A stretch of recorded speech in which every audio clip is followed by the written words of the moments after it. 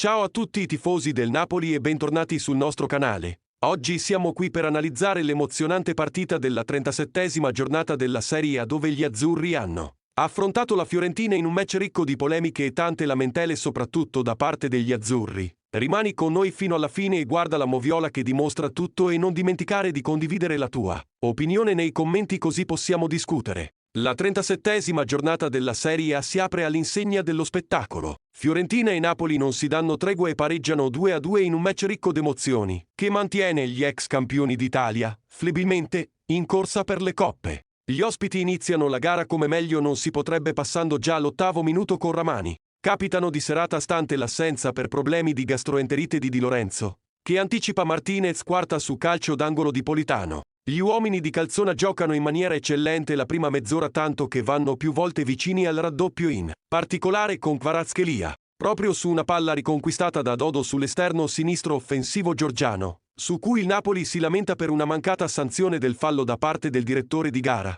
Prende avvio l'azione che porta alla punizione poi segnata da Biraghi al 39° minuto per 1-1.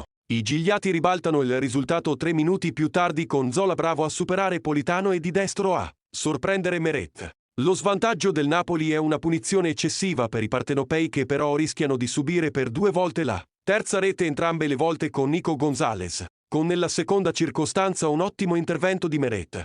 Il 2-2 lo segna Kvaratskhelia anche lui con una bellissima punizione 57°, con Politano che centra un palo quinto più tardi. Nella parte centrale la sfida diventa equilibrata e l'ultimo vero sussulto giunge all'80° minuto quando Marchetti assegna calcio di rigore per un presunto fallo di Lobotka su Belotti, quest'ultimo subentrato Anzola, ma la revisione al VAR sollecitata da Valeri fa poi cambiare idea al direttore di gara. E ora parliamo di arbitrato. Purtroppo abbiamo avuto polemiche arbitrali che potevano cambiare l'andamento della partita. Di fronte a questa situazione, Luca Marelli, ex arbitro, oggi moviolista, ha analizzato ai microfoni di DAZN. Arriva il chiarimento sugli episodi dubbi del primo tempo. L'ex arbitro Luca Marelli non ha dubbi su quanto avvenuto. Ha fatto discutere, in occasione della prima rete della Fiorentina, un fallo ai danni di Kvaratskhelia.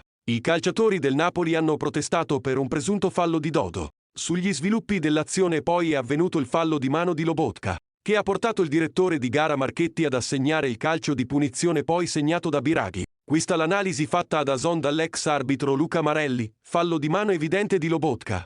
Ma ci sono proteste del Napoli sul contatto tra Dodo e Kvara. Erano quindi giuste le proteste dei calciatori del Napoli. Tuttavia per continuità dell'azione il fallo non ha influito sulla decisione dell'arbitro. L'intervento di Lobotka arriva circa un minuto dopo il fallo non fischiato ai danni di Kvaratskhelia. Un altro episodio, dunque, che al di là di prestazioni assurde fornite dagli ormai ex campioni d'Italia nella stagione che per fortuna volge al termine, manca una sola partita. Il Napoli sfiderà il Lecce al Maradona poi sarà rompete le righe per le vacanze. Appuntamento a Di Maro l'11 luglio per iniziare il ritiro precampionato, conferma la sfortuna degli azzurri in questa annata in relazione agli arbitraggi. Troppi, davvero troppi, gli errori dei direttori di gara. Condividi con noi la tua opinione nei commenti e grazie per l'attenzione. Forza Napoli sempre e tutto per lei.